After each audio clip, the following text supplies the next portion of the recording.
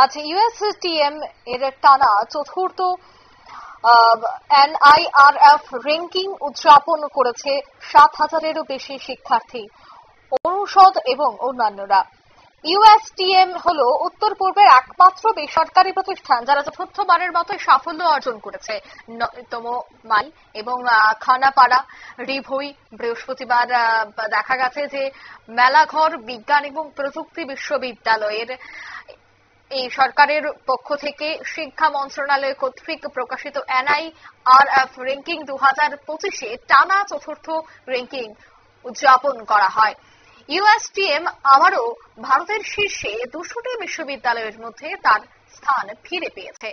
এই গর্বিত স্বীকৃতির মাধ্যমে ইউএসটিএম টানা চতুর্থ বছরের জন্য এনআইআরএফ র্যাঙ্কিং এ স্থান পাওয়া উত্তর পূর্ব ভারতের একমাত্র বেসরকারি প্রতিষ্ঠান হিসেবেই তার সম্মান বজায় রেখেছে। নিয়ে নিচ্ছে ছোট্ট একটি বিজ্ঞাপন বিরতি, সঙ্গে থাকুন।